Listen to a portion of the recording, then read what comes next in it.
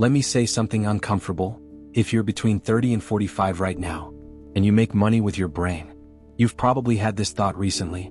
Is AI going to replace me? Not publicly. Not on LinkedIn. Not in front of your colleagues. Privately. At 11:47 p.m. Scrolling. Reading headlines about automation. Writers losing contracts. Agencies cutting staff. Companies streamlining operations. And somewhere in your chest, there's pressure. Because you're not 22 anymore. You don't have 5 experimental years. You don't have time to pivot 3 times. You don't have a cheap lifestyle. You have responsibilities. A mortgage. Kids. A reputation. Fixed expenses that don't care about technological disruption. And the internet keeps repeating one sentence. AI writes faster than you. Here's the part that stings. They're right. AI does write faster than you. And it's getting better every single month. Which means if your income depends on speed, you're competing with something that never sleeps, never burns out, and gets upgraded quarterly. Now pause. Because speed was never your real asset. And if you built your career believing it was, that's the actual risk. The real danger isn't AI replacing you.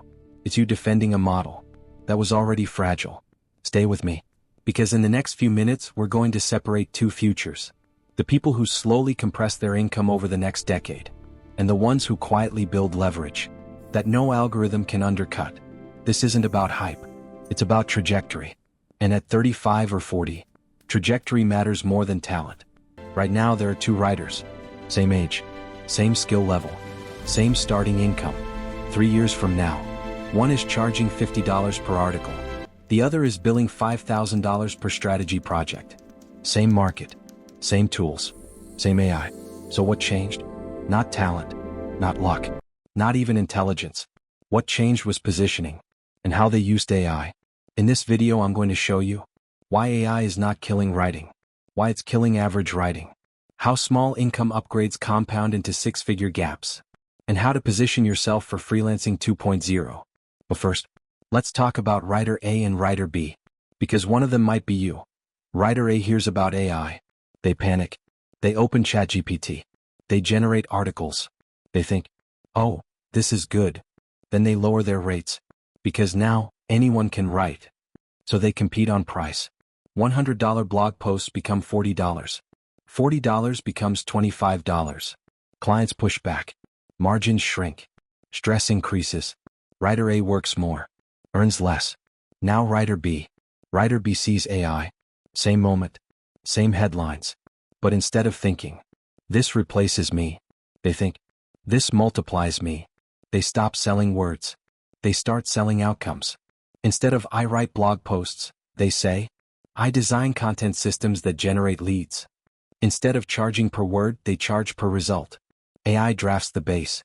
Writer B edits, positions, structures, optimizes. What used to take 6 hours now takes 90 minutes. Same fee. Higher margin.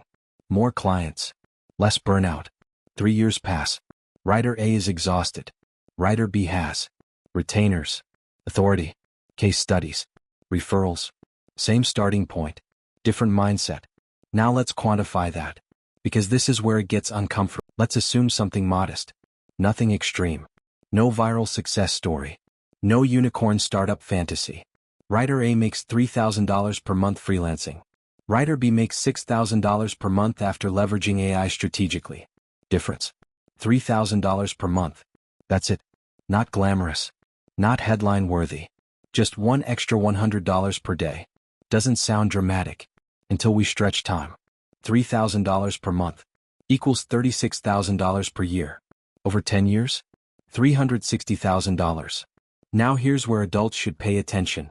If that $36,000 per year difference is invested at a modest 8% annual return, after 10 years that gap isn't $360,000. It's roughly $520,000 plus. $500,000. From one structural decision. Not talent. Not luck. Not grinding 80-hour weeks. Just leverage. Now let's extend it. 20 years. That same $3,000 monthly gap becomes over $1.7 million.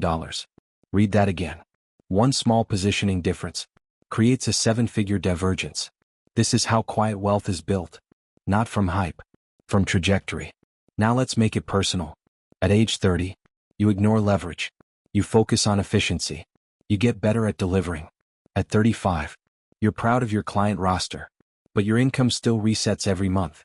At 40, you're experienced, but slightly tired, and still trading hours. At 50, AI is stronger. Competition is younger. Platforms are more crowded. At 60, you look back and realize you worked for 30 years without building an asset that works for you. That's the invisible cost.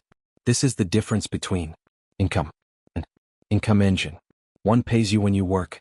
The other pays you because you built something. AI gives you output acceleration. But if you still charge per hour, you've multiplied effort without multiplying ownership, which means you increase productivity, but not leverage. And productivity without leverage just makes you a faster employee. This isn't about typing speed. It's about control. It's about building systems that generate leads, convert clients, sell products, grow audiences, even when you're offline. History makes this painfully obvious. Andrew Carnegie didn't lay bricks. He owned steel systems. Henry Ford didn't assemble every car. He built production leverage. Jeff Bezos didn't pack boxes. He built infrastructure. Writers today? Most are still laying bricks. Freelancing 1.0 was survival. Freelancing 2.0 is ownership. AI is the machinery. But machinery only creates wealth for the person who owns the factory. The question isn't whether AI helps you write faster. The real question is, are you building a factory or just laying bricks more efficiently? Let's handle the resistance. AI writing is low quality. Yes, so was early photography. So was the internet in 1995. Tools evolve. But clients will just use AI themselves. Some will. Just like some businesses use Canva instead of designers. That doesn't eliminate professionals. It filters amateurs. Isn't this unethical? Only if you lie. If a construction company uses power tools, do you demand they go back to hammers? AI is a tool, not a replacement for thinking. And here's the uncomfortable truth. If your only value is typing coherent sentences, you are already vulnerable. The market was just polite about it. This shift doesn't punish intelligence. It punishes stagnation. And that feels personal. But it's not. It's structural. Why do smart adults resist this shift? Identity. You built pride around skill, around effort, around craftsmanship. And now a machine drafts in seconds what took you years to master. It feels like disrespect.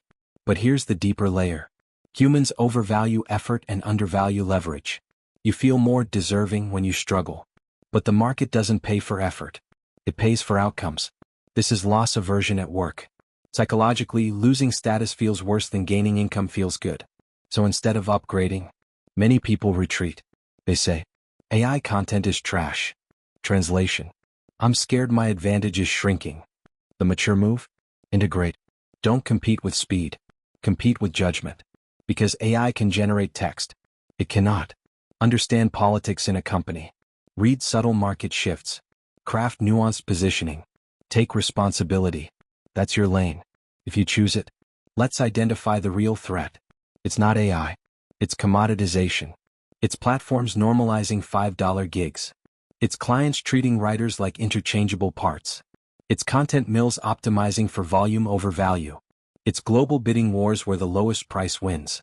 That system was broken long before AI arrived. AI didn't create the race to the bottom. It exposed it. Because when writing is reduced to words per minute, of course a machine wins. Freelancing 1.0 trained you to think like this. Sell hours. Compete globally. Lower your price slightly. Work more to make up the difference. Repeat. You weren't building leverage. You were building dependency. Dependency on platforms. Dependency on algorithm rankings. Dependency on clients renewing contracts. And platforms love that. Because the more replaceable you are, the more stable their ecosystem becomes. If 10,000 writers compete for scraps, the platform always wins. Now enter AI. Suddenly production is cheaper, faster, scalable. Who benefits first? The platforms, the agencies, the corporations cutting costs. Unless you reposition. Freelancing 2.0 flips the model. Sell thinking. Package solutions. Tie your work to revenue. Use AI for production. Keep margin instead of surrendering it. The villain isn't technology.